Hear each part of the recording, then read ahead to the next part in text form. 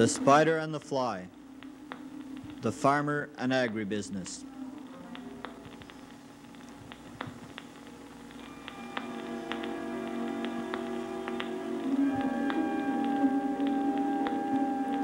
This is McCain country.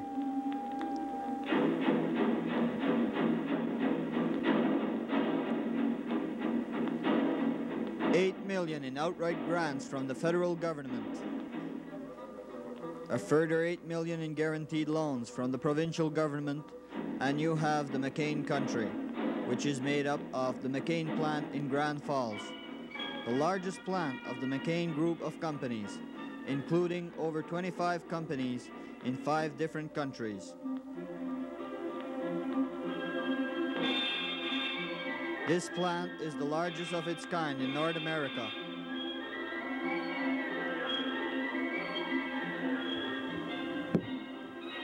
Valley Equipment, Thomas Equipment,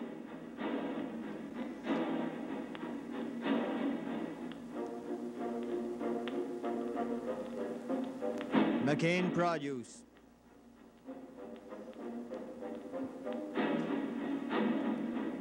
McCain's plant in Florenceville, McBann Equipment, McCain Fertilizer,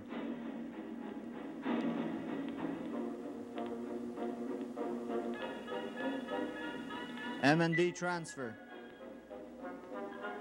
Day & Ross,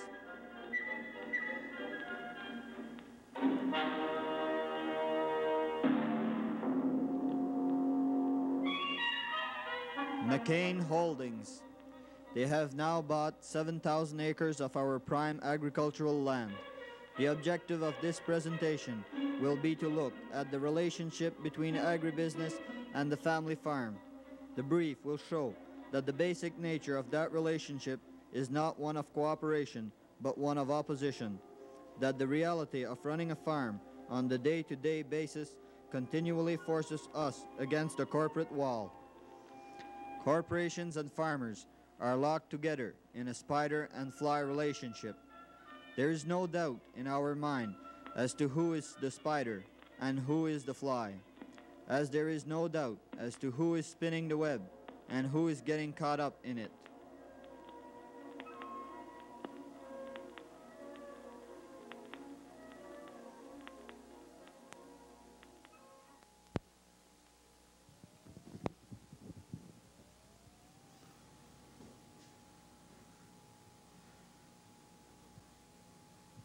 La Coopérative Agricole de Rogersville Limitée. This is farming country. Over the last 8 years, the Rogersville Co-op has received an overall $16,000 in grants from the provincial government in order to stay alive and ensure that McCain's would receive an annual supply of Brussels sprouts. J'ai entendu dire que vous aviez présenté un bref à la Farmers Inquiry ou que vous alliez le présenter le 6 de septembre. Qu'est-ce que c'est que le contenu du bref? Pour te donner là, en gros là, ce que c'est que le contenu du bref d'année, c'est qu'on voudra essayer de démontrer avec le bref les problèmes que les producteurs ont envers les grosses compagnies, par exemple. Hein. C'est des problèmes de tous les jours qui... à chaque fois qu'un fermier veut vendre quelque chose, il est obligé de s'en aller aux grosses compagnies puis faire face à des grosses compagnies. Alors, c'est un petit gars qui s'en va trouver un gros papa qui veut lui donner il dit quoi faire. Alors, c'est le problème des grosses compagnies. C'est ça qu'on arrive avec, par exemple, justement pour un exemple, si on veut acheter un tracteur ou de la machinerie, on fait face à des grosses compagnies multimillionnaires qui nous vendent ce produit-là et nous disent c'est ça le prix de nos machineries. Si vous voulez avoir une machinerie telle quelle, ben vous allez être obligé de payer X $1000 pour. Et si vous voulez vous acheter une tonne de fertilizer, d'engrais chimique, ils vont vous dire ben, vous avez encore tant de piastres à payer pour.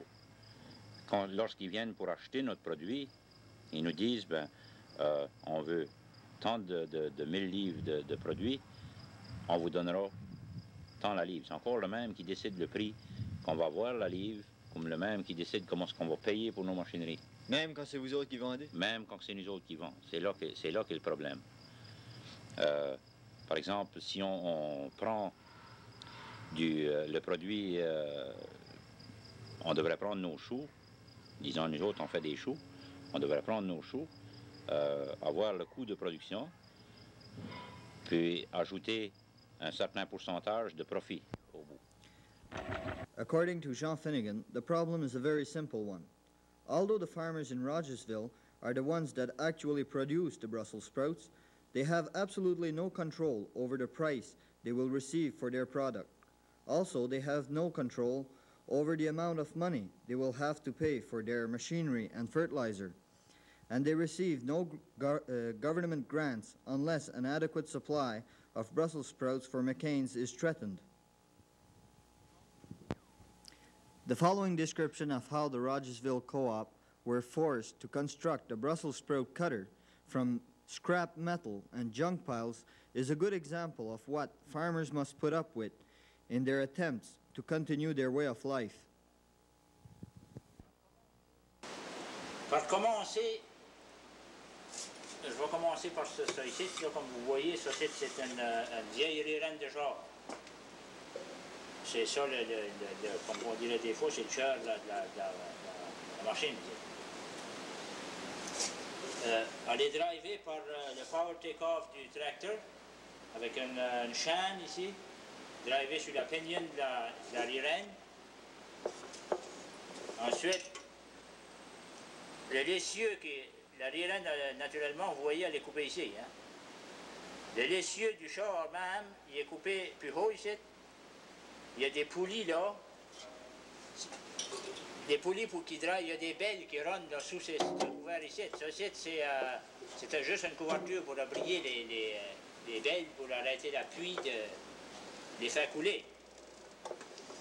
Ensuite, les bearings, c'est toutes des bearings que j'ai ramassés ici là, de la scrap, la chaîne ici, les sprockets.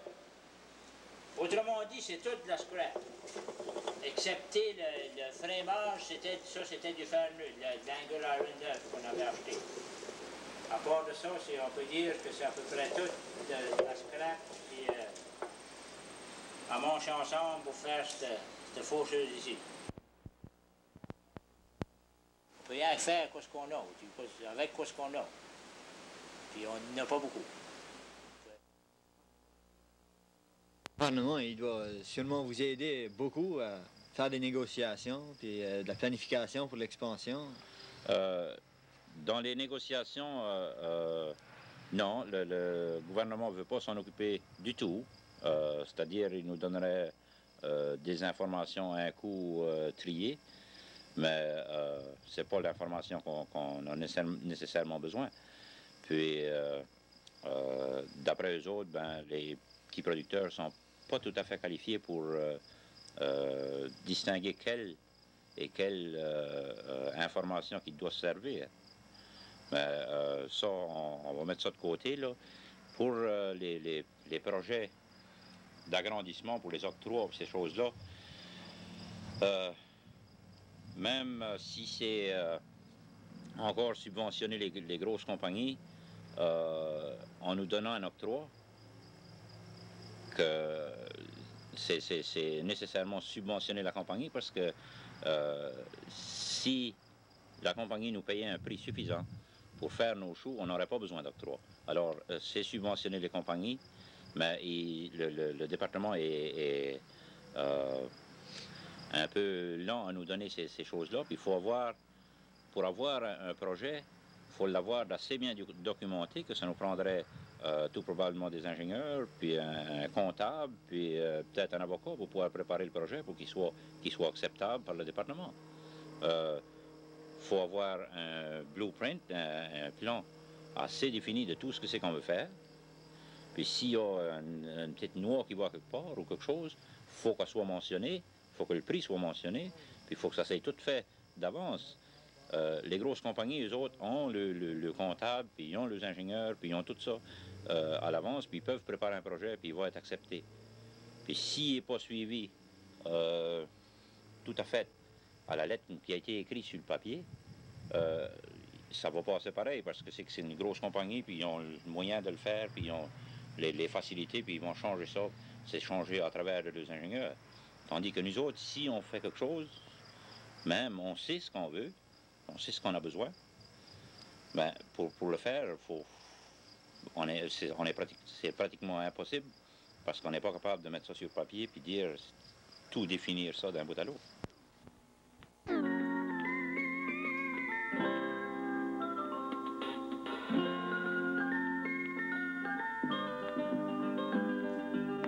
Messieurs les puissants de la terre, après beaucoup d'autres, je vous avertis, notre monde un jour éclatera de colère, et comme toujours, vous serez surpris. Vous niez tout en bloc sans vouloir entendre les mai 68 et les vagues. Mr. Chairman, inquiry members, we are glad that the Farmers' Inquiry is made up of working farmers. You will understand us when we say we are struggling to remain on the land. But we need your help. We need you to help us get at the root of the real problem that confronts us today. In Rogersville, we are powerless to negotiate with McCain's and the other large companies with whom we have to deal to continue farming. While we have few expectations of government and fewer of McCain's, we do have expectations of the Farmers' Inquiry. Therefore, we urgently request that you study agribusiness in New Brunswick and expose the real truth about how farmers and consumers alike are exploited by large corporations. We encourage your work and we pledge our support. N'entendez-vous pas ce peuple qui crie?